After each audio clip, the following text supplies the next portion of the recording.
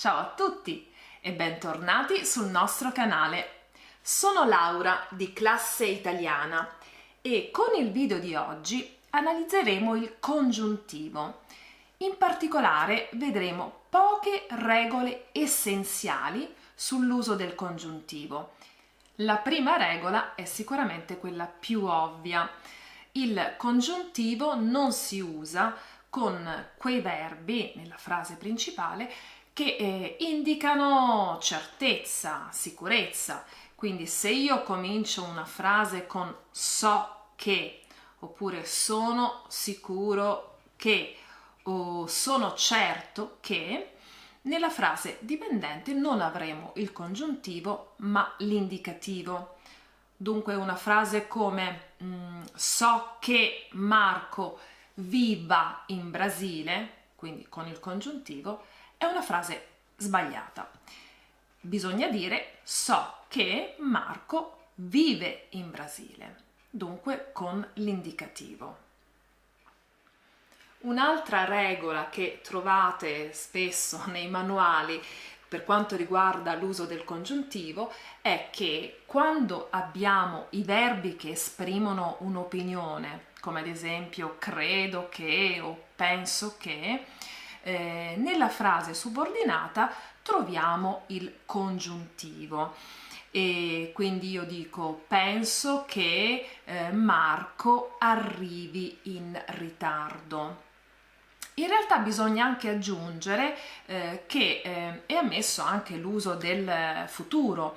Ad esempio posso dire penso che Marco arriverà in ritardo.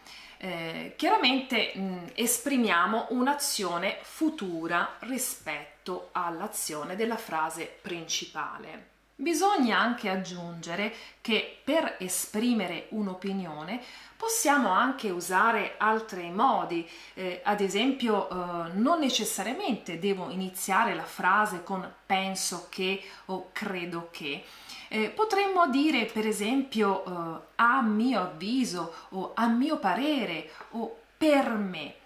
In queste situazioni però non è obbligatorio usare il congiuntivo.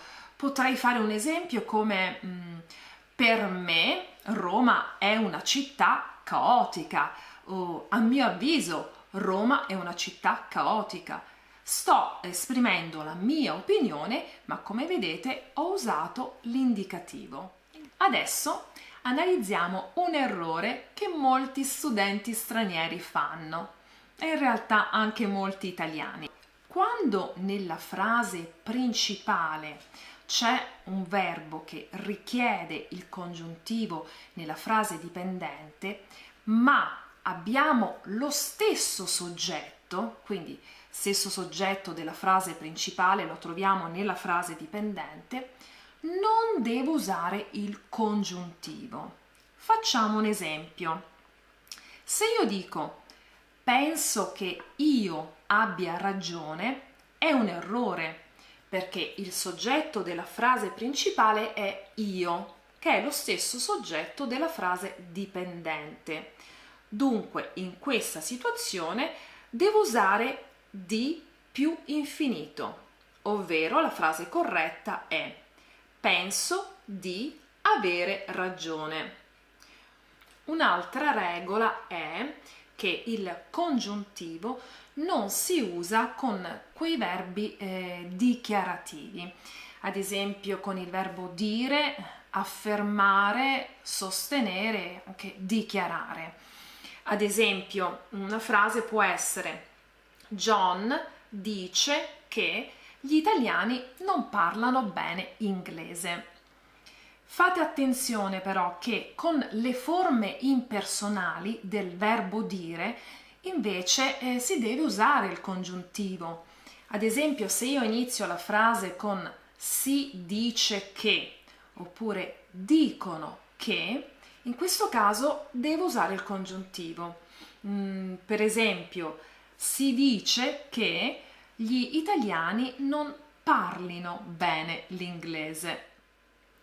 Infine parliamo di quelle congiunzioni che vogliono obbligatoriamente l'uso del congiuntivo. come le congiunzioni nonostante, sebbene e malgrado. Hanno tutte lo stesso significato concessivo e significano anche se. Ma fate attenzione che sebbene, nonostante e malgrado vogliono il congiuntivo, anche se vuole l'indicativo. Vediamo questi due esempi. Malgrado Marta abbia pochi soldi, continua a comprare vestiti costosi.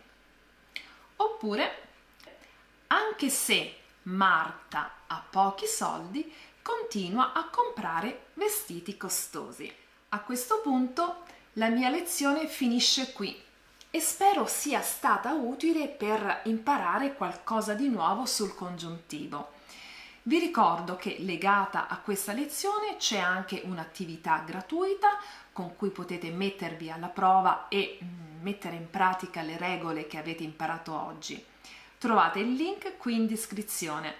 Io vi saluto e vi ringrazio e vi aspetto alla prossima video lezione. Ciao da Laura di Classe Italiana!